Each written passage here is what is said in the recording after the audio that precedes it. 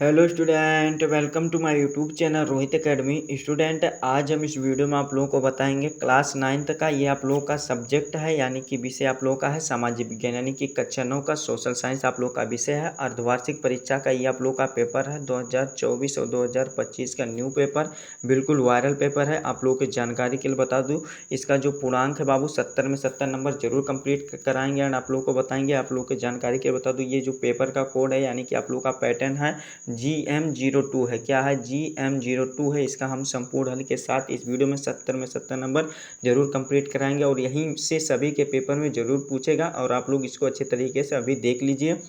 20 number का MCQ पूछेगा, यानी कि वो विकल्पीय प्रश्न पूछेगा, जिसमें से पहला क्वेश्चन पूछा गया है कि देखिए क्या दिया गया है, द सोशल, यानी कि द सोशल कंटेंट की रचना की थी, यानी कि द सोशल कंटेंट की रचना किसने की थी हमें ये बताना। तो इसका जो राइट आंसर हो जाएगा रूसो ने की थी। हमारा कौन सा सी वाला ऑप्शन राइट हो जाएगा इसका। फिर अगला क्वेश्चन दूसरा दिया गया है कि फ्रांस की महिलाओं का मताधिकार प्राप्त हुआ था, यानी कि कब प्राप्त हुआ था। तो ये 1945 ईस्वी में प्राप्त हुआ था। हमारा कौन सा, ये इसी वाला ऑप्शन सही हो जाएगा। फिर तीसरा क्वेश्चन दिया गया है कि मेन सेविकों का नेता था, यानी कि कौन था हमें ये बताना। तो इसका जो राइट आंसर हो जाएगा हमारा कौन सा, ए वाला ऑप्शन सही हो जाएगा। ठीक है, अलेक्जेंडर क्रेक्सी हो जाएगा। ठीक है, हमारा यही राइट आंसर है। फिर चौथा क्वेश्चन दिया गया क्या, देखिए कि किस देश ने द्वितीय विश्व युद्ध में परमाणु बम का प्रयोग किया था, यानी कि किसने किया था हमें ये बताना है द्वितीय विश्व युद्ध में। तो इसका जो राइट आंसर हो जाएगा हमारा कौन सा, चौथा का बी वाला ऑप्शन राइट हो जाएगा। संयुक्त राज्य अमेरिका ने, यानी कि अमेरिका ने किया था। बी वाला ऑप्शन हमारा सही हो जाएगा। फिर अगला क्वेश्चन पांचवा दिया गया है कि प्रथम विश्व युद्ध का प्रारंभ कब हुआ था, यानी कि प्रथम विश्व युद्ध की शुरुआत कब हुई थी हमें ये बताना। तो 1 अगस्त 1914 ईस्वी में हुई थी। ठीक है, ए वाला हमारा ऑप्शन सही हो जाएगा। फिर 6 वाला क्वेश्चन दिया गया, रूस की क्रांति कब आरंभ हुई थी, यानी कि कब स्टार्ट शुरू हुई थी हमें ये बताना है। तो इसका जो सही आंसर हो जाएगा हमारा बी वाला ऑप्शन सही हो जाएगा। 1917 ईस्वी में शुरू हुई थी। ठीक है, अगले क्वेश्चन पर आते हैं। जितना भी क्वेश्चन बता रहे हैं सभी को दिमाग में फीड कर लीजिएगा और यही सभी क्वेश्चन आप लोगों का एग्जाम में पूछे जाएंगे। ठीक है, इसको आप लोग वीडियो को बाबू शेयर नहीं करते, आप लोग को डिमांड पर हम वीडियो पेपर का वीडियो बनाते हैं, लेकिन आप लोग वीडियो को शेयर नहीं करते, तो सभी स्टूडेंट के पास जरूर शेयर करके पहुंचा दीजिएगा। सातवां क्वेश्चन दिया गया है कि भारत किस गोलार्ध में स्थित है, यानी कि भारत किस गोलार्ध में स्थित है हमें ये बताना। तो ये उत्तरी गोलार्ध में स्थित है। ए वाला हमारा ऑप्शन सही हो जाएगा इसका।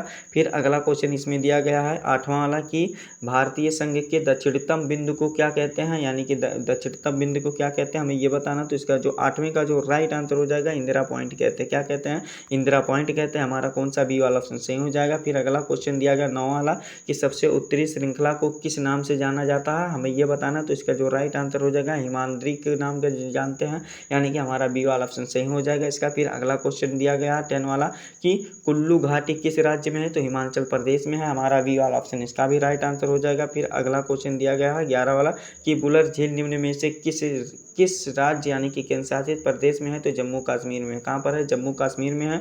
डी वाला हमारा ऑप्शन सही हो जाएगा। फिर अगला क्वेश्चन 12 वाला दिया गया निम्न में से कौन सी नदी प्रायद्वीपीय भारत की सबसे बड़ी नदी है, यानी कि हमें ये बताना। तो 12 का जो सही आंसर हो जाएगा हमारा कौन सा, इसका जो 12 का राइट आंसर हो जाएगा हमारा डी वाला, सॉरी यहाँ पर देखो बाबू, इसका जो राइट आंसर हो जाएगा बी वाला ऑप्शन राइट हो जाएगा। क्या हो जाएगा, गोदावरी हो जाएगा। ठीक है, गोदावरी राइट आंसर कर देंगे बस। ठीक है, अगला क्वेश्चन दिया गया क्या 13 वाला कि विश्व इतिहास में दर्ज सबसे बुरा अकाल किस देश में पड़ा था हमें ये बताना है। तो इसका जो सही आंसर हो जाएगा ये इसका बी वाला ऑप्शन राइट हो जाएगा। चीन में पड़ा था। कहाँ पर पड़ा था, चीन में पड़ा था। फिर अगला क्वेश्चन दिया गया 14 वाला कि भारतीय संविधान को अब कब अपनाया गया हमें ये बताना है। तो इसका जो सही आंसर हो जाएगा 14 वाला का राइट आंसर जो हमारा हो जाएगा कौन सा, ए वाला ऑप्शन सही हो जाएगा। 26 जनवरी 1949 ईस्वी में अपनाया गया था। ठीक है, फिर अगला क्वेश्चन दिया गया कि संविधान सभा की बैठक कितने दिन हुई थी, यानी कि जो संविधान सभा की बैठक हुई थी वो कितने दिन में हुई थी हमें ये बताना। तो 114 दिन में हुई थी। बी वाला हमारा ऑप्शन राइट हो जाएगा इसका। फिर अगला क्वेश्चन 6 वाला दिया गया है कि भारत में मतदान के लिए न्यूनतम आयु होती है, कितनी होती है, 18 वर्ष होती है, यानी कि 18 वर्ष होती है। डी वाला हमारा ऑप्शन सही हो जाएगा। फिर 17 वाला क्वेश्चन दिया गया पालमपुर की मुख्य उत्पादन क्रिया क्या है, यानी कि मुख्य उत्पादन क्रिया क्या है हमें ये बताना। तो 17 का जो राइट आंसर हो जाएगा बी वाला ऑप्शन सही हो जाएगा, खेती है, यानी कि गृहस्थी है। ठीक है, फिर अगले क्वेश्चन बात है 18 वाला क्वेश्चन दिया गया है उत्पादन के कारक क्या है, यानी कि उत्पादन का कारक क्या होता है हमें ये बताना है। तो इसका जो सही आंसर हो जाएगा हमारा ये कौन सा राइट आंसर हो जाएगा, 18 का राइट आंसर जो हो जाएगा हमारा ए वाला ऑप्शन राइट हो जाएगा। बाबू देखो क्या है यहाँ पर इसका डी वाला ऑप्शन राइट करेंगे। क्या ए वाला नहीं बाबू, डी वाला ऑप्शन सही हो जाएगा, यानी कि 18 का जो राइट आंसर हो जाएगा हमारा डी वाला ऑप्शन राइट कर देंगे, उपयुक्त सभी हैं। ठीक है, फिर अगले क्वेश्चन पर आते हैं। 9वां क्वेश्चन दिया गया है कि प्रच्छन्न बेरोजगार किस क्षेत्र में गोचर होती है, तो उपयुक्त सभी में होते हैं, कृषि में भी होता है, शिक्षा में भी होती है और विनिर्माण में भी होती है। ठीक है, हमारा सी वाला ऑप्शन इसका राइट हो जाएगा। फिर 20 वाला क्वेश्चन पूछा गया है कि स्वतंत्रता के बाद भारत की सबसे कठिन चुनौती क्या थी, हमें ये बताना। तो इसका जो राइट आंसर हो जाएगा हमारा डी वाला ऑप्शन राइट हो जाएगा, निर्धनता। ठीक है, क्या थी, निर्धनता थी, यानी कि हमारा कौन सा डी वाला ऑप्शन सही हो जाएगा। तो इस प्रकार से आप लोगों का क्या 20 नंबर MCQ वाला तो कंप्लीट करा दिए और आगे भी आप लोगों का कंप्लीट करा देंगे। बस आप लोग वीडियो के अंत बने रहिएगा धैर्य बना करके। खंड बा यहाँ से हमारा स्टार्ट होता है, जिसमें से वर्णनात्मक प्रश्न दिए गए, उत्तर लगभग आप लोगों को 80 शब्दों में देना होगा। जिसमें से पहला क्वेश्चन पूछा गया नेपोलियन के उद्देश्य कैसे समझा जा सकता है, अथवा करके भी दिया जाएगा। आप लोगों का कितना नंबर का क्वेश्चन है ये देखिए, ये आप लोगों का 4 नंबर का क्वेश्चन, यानी कि सभी ये आप लोगों को 4 नंबर के क्वेश्चन रहेंगे। तो आप लोगों को देखिए क्या दिया गया है, अथवा करके कि फ्रांस के दास प्रथा के उन्मूलन को किस प्रकार मतलब वो किस प्रकार हुआ था, उन्मूलन किस प्रकार हुआ था ये बताइए। तो इसको देखिए बताना हमारा काम है। इस क्वेश्चन को आप लोगों को अच्छे तरीके से कर लेना, तैयार बना कर भी लिखेंगे तब भी नंबर आप लोगों को दिया जाएगा। ठीक है, तो इसको भी तैयार कर लीजिएगा। फिर दूसरा क्वेश्चन देखा, प्रायद्वीपीय पठार को प्रसिद्धतम भूभाग क्यों माना जाता है ये बताइए, और इसमें अथवा करके दिया गया, तो इसको भी अच्छे तरीके से तैयार कर लीजिएगा। फिर अगला क्वेश्चन देखें, सर भूमि वाचक मताधिकार से क्या आशय है ये बताइए। तो 4 नंबर का क्वेश्चन अथवा करके ये तानाशाही का क्या अर्थ है, यानी कि तानाशाही का अर्थ स्पष्ट करना और उसके बारे में लिखना। तो ये वाला भी कर लीजिएगा अच्छे तरीके से तैयार। फिर अगला क्वेश्चन दिया गया, क्या सिंचित क्षेत्र को बढ़ाना महत्वपूर्ण होता है, क्यों होता, अथवा करके दिया गया। पालमपुर में खेतीहार श्रमिकों की न्यूनतम मजदूरी से कम क्यों है ये बताइए। तो इसको भी अच्छे तरीके से तैयार कर लीजिएगा। वर्णनात्मक प्रश्न सीकरण दिया गया, उत्तर लगभग आप लोग को 150 शब्दों में देना होगा। जिसमें से 5वां क्वेश्चन दिया गया कि वाइमर गणराज्य के सामने क्या समस्याएं थी, अथवा करके भी दिया गया। वर्साई संधि के प्रावधानों को उल्लेख कीजिए, यानी कि उल्लेख करना। तो इसको भी अच्छे तरीके से तैयार कर लीजिएगा। और 6 वाला क्वेश्चन दिया गया, भारत की स्थिति और विस्तार का वर्णन कीजिए, अथवा करके दिया गया भारत के उत्तरी मैदान का वर्णन कीजिए। तो इसको भी अच्छे तरीके से आप लोग तैयार कर लीजिएगा।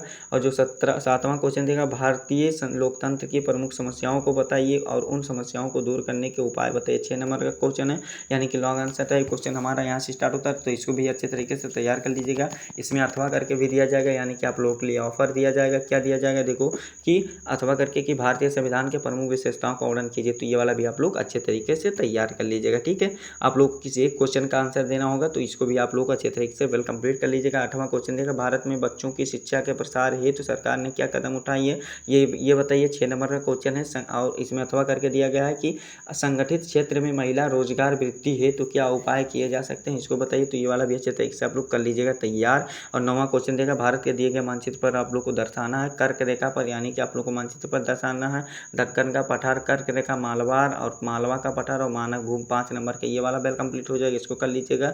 फिर खा में दिया गया है कि भारत के मानचित्र निम्नलिखित नदियों और झीलों को बताना। गोदावरी है, सांभर है, ताप्ती है, नगंगा है, बुलर झील है। तो इसको यहाँ पर दर्शा दीजिए। बुलर झील जो है कि जम्मू कश्मीर में है। तो इसको भी आप लोग 5 नंबर वेल कंप्लीट कर लीजिएगा। बताना हमारा काम है, तैयार करना आप लोगों का काम है। यही आप लोगों का क्लास 9th का सामाजिक विज्ञान यानी कि सोशल साइंस का पेपर था GM02 का, जो आप लोग को संपूर्ण तरीके से इस वीडियो में बता दिया, समझा दिया। आप लोग को ये हमारा प्यारा सा वीडियो कैसा लगा है कमेंट करके जरूर बताइएगा। हाँ, अगर आप हमारे चैनल पर नए हो तो चैनल को सब्सक्राइब कर लीजिएगा और बेल आइकन को दबा दीजिएगा। और इस वीडियो को बाबू क्या करना है कि क्लास 9th के जितने भी स्टूडेंट हैं उनके पास अधिक से अधिक जरूर शेयर करके पहुँचा दीजिएगा। ठीक है, चलिए हम आप लोगों से मिलते हैं नेक्स्ट वीडियो में नेक्स्ट टॉपिक के साथ।